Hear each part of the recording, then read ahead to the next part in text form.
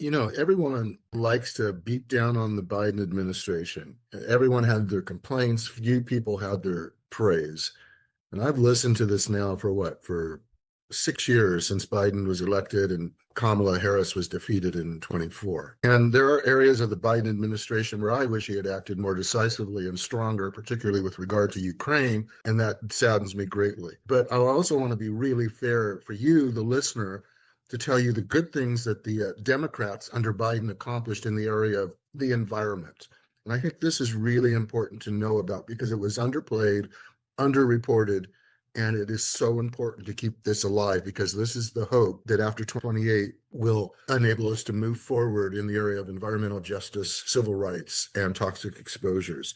I've worked very closely with folks in Cancer Alley, Louisiana, particularly Robert Taylor, St. John the Baptist Parish, and his group, Concerned Citizens of St. John, and Sharon C. Levine in St. James Parish, and her group, Rise St. James. And we've been working on numerous projects, but in particular in St. John Parish, we've been working on bringing the DuPont Danka neoprene plant to justice. And that plant emits chloroprene at levels that have been so high in the recent past, they've exceeded EPA standards that have never been met by the company. They exceeded EPA standards by something like 70 times. There's a school there, the Fifth Ward Elementary School, right next to the plant. It abuts the plant.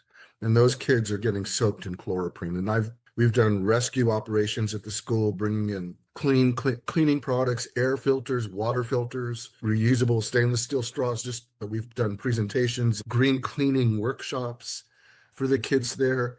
We've done everything we can to improve their lives and to give them knowledge that they can use to try and stay healthy against this toxic onslaught. So the Biden administration under EPA administrator, that's Environmental Protection Agency Administrator Michael Regan, accomplished so much in such a short period of time. It is tragic that the Democrats lost in 24 for the environment. Under Michael Regan's leadership, the EPA came to Cancer Alley. In fact, at the time, Michael Regan was the highest ranking U.S. official in something like a century or more to actually visit Cancer Alley. And it meant so much to the people. And he became very close friends, my friend Robert and Sharon, and he would call them all the time to see how they were doing.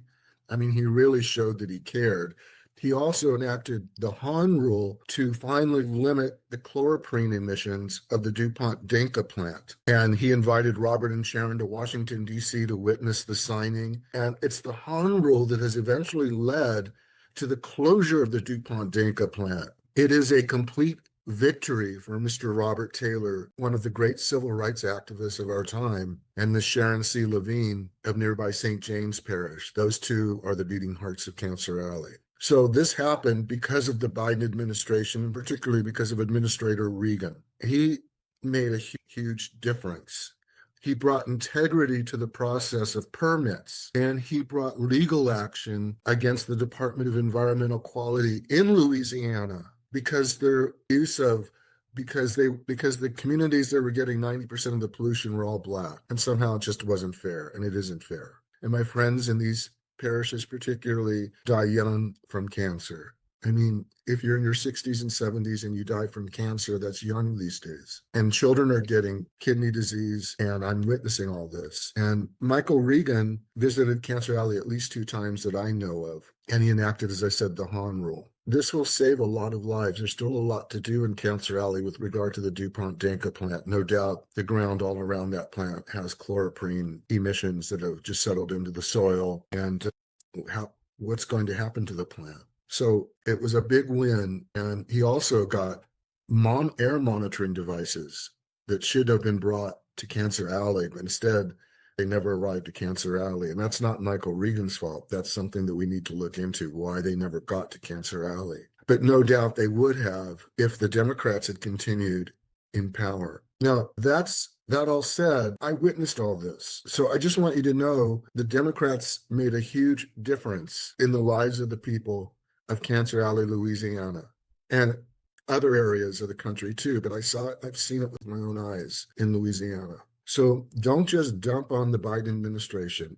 as if there wasn't anything concrete accomplished. We have a new vision of environmental justice and civil rights and what can be accomplished thanks to the Michael Regan EPA and the work of Robert Taylor and Sharon C. Levine. Sharon, in fact, wrote the foreword for my new book, Raising Healthy Kids, Protecting Your Children from Hidden Chemical Toxins, which you can get at Amazon.com or by using the link in this post.